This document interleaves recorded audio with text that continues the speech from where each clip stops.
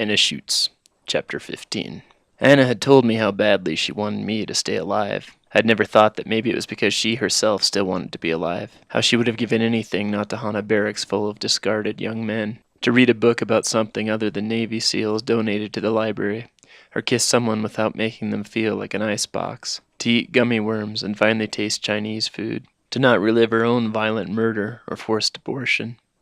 Seeing the skull, the finality and permanence of her last earthly remains, drove home that she knew a lot more than I did about that thing I constantly fantasized about.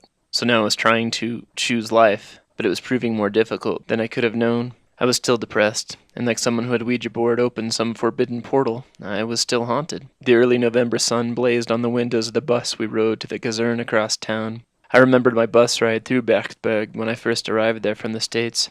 Watching the sunlight travel and course over the floorboards, I caught a faint memory of how naive I had been then. Excited, optimistic, hopeful. Now I was sitting next to a boy in a gray uniform with a split swollen lip and an arm in a sling. I did my best to ignore him, and he did his best to stare malevolently at me. I could feel the eyes of Jens, the farmer cum deliverer of babies, sitting behind me, breathing his icy breath on the nape of my neck. If I paid more attention to him, I would see a sorrow in his eyes and be reminded of the good things Jens had done. Deftly taking the reins from me at the clinic and delivering babies during air raids as the building shook and the sirens blared. He comforted mothers and had looked up at me with pride after he sucked a blockage of mucus from the throat of an apparently stillborn infant and then held the living, crying baby up to the light. Second to Anna, he was one of the more dangerous ones. Because if I paid him too much mind, it became even harder to close the door I was trying to shut on how real some of these phantoms had been, and how some of them, even if they had been Nazis, had done good things, and also how much I had been needing them to keep going every day. And maybe if I went back to them, I could help somehow, save them, and then escape myself. I had to quit engaging them, had to quit inviting them. I had to quit thinking about Anna most of all. Just the very thought of her felt raw and cold like the gritty dirt on her skull. So I kept my eyes straight ahead. PFC Albert and Specialist Springsteen rode in the seat in front of me, talking about the World Series. I wished I could be like them, care about the same things. Albert was from Kansas or Utah or someplace where nice people came from. He was genuinely friendly and funny and likable. He was only on Rear D because he arrived after the unit had already deployed. Because my antics in the basement had proven me unreliable, Albert had been assigned to babysit Springsteen. Being the kind of guy Albert was, he didn't seem to mind. The funny thing was, a regimen of dragging Springsteen to soccer practice and hiking and forcing him to oogle the girls at the mall downtown seemed to be helping. I had to admit that my government-issued crazy guy being cured by someone else made me feel a little bad. In fact, that was the first time I felt anything one way or the other about the living in a while. In trying to become normal again, I started going to regular meals and eating with the guys in my squad. The first morning after finding the skull, I stared at some syrupy pancakes in the chow hall, trying desperately to avoid the line of jackbooted youth across the table glaring at me over the steam of their soup. "They're not here," I heard myself say, a sound that came out like a whisper against a hurricane of things I could not stop or control. "You guys want to go on a field trip?" Albert had asked, thankfully giving me something else to focus on. He was also in charge of some program to plan trips for barracks guys so they would have healthy alternatives to drinking. It usually involved visiting one or more of Germany's 2.9 billion castles over the weekend. It sounds fun until you realize most castles are all alike. "Where?" I asked. "The craft store," he said emphatically. "I want to show you the super hot chick who works there."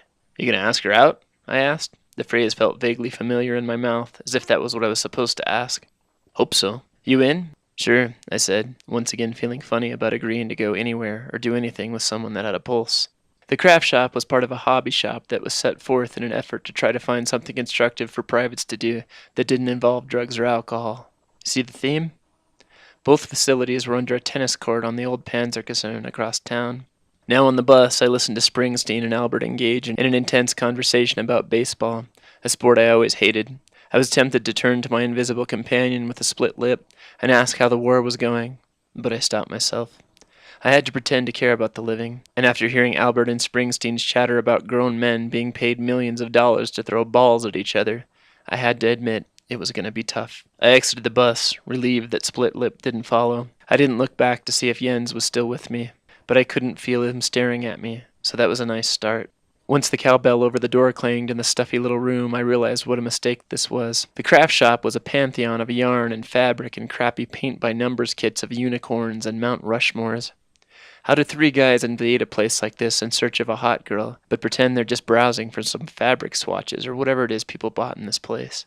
A very fat, hairy cat came out to meet us. It had its own carpet monstrosity of some sort of cat jungle gym sprouting from the corner of the room. I shot Albert a skeptical look. This was not the natural habitat of a hot chick.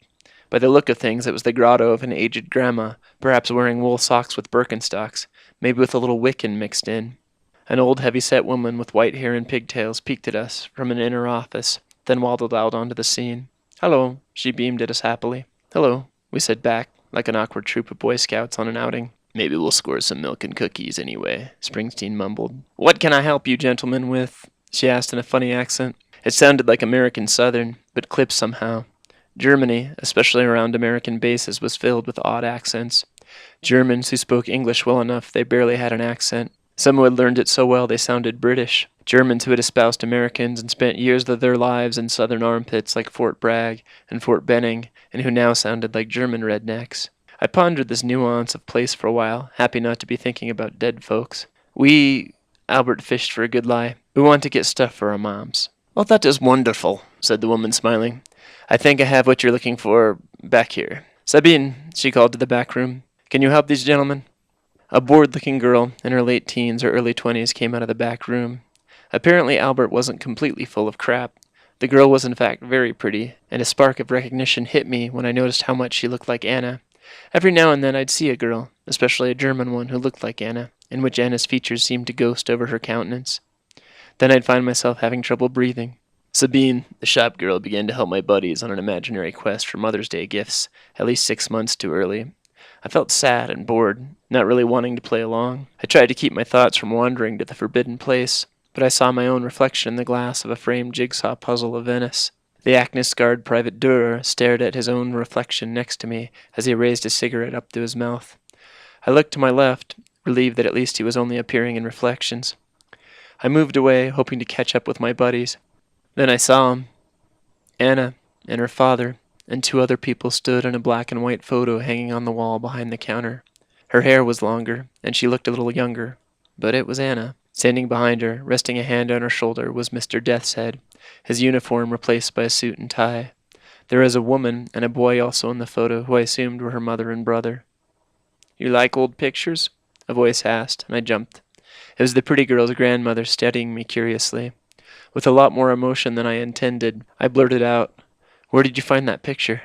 She frowned. "My uncle gave it to me," she said, using the German word for uncle. "Dein uncle?" I asked. She smiled a little. "He was like my uncle," she said. "Where did he get it?" She looked a little surprised. "I'm not sure," she shrugged. "The little girl there," she said, pointing at the teenage Anna in the photo, "was my mother." "Your mother?" The old lady frowned at me and nodded. "I'm old, aren't I?" she said, as if fishing for why I would be so surprised. I shook my head. She never had any kids. The old woman cocked a curious eyebrow. "How do you know this?" she asked, a little bemused. Her name was Anna Schutz, I heard myself say, the words sounding funny in the quiet of the room as if they were coming from someone else. "She was murdered on the Luftwaffe caserne during the war, and she never had any kids. Anna was mine. The photo was mine, by default, and this lady had no idea what she was talking about. The good-natured maternal expression she wore melted, and her face went slack. "How did you know her name?" she said. I just wanted to thank you for listening. I hope that you liked the story. Right now, this podcast is available on YouTube. It's available on Podbean, Stitcher, and iTunes. So if you're not already listening to the story in your preferred format, please look at the links below and find what you need. If you go onto Facebook and do a search for Keystrokes Amid Cobwebs, you can find our Facebook page and learn more about the show and also potential future shows. So please get on there so we can become friends. And finally, I'm really looking for feedback. Do you like the story? Do you hate it? What are some things you enjoyed or things you would change? If you can, please give me an email at keystrokesamidthecobwebs@gmail.com. I'd love to hear what you have to say. Thank you.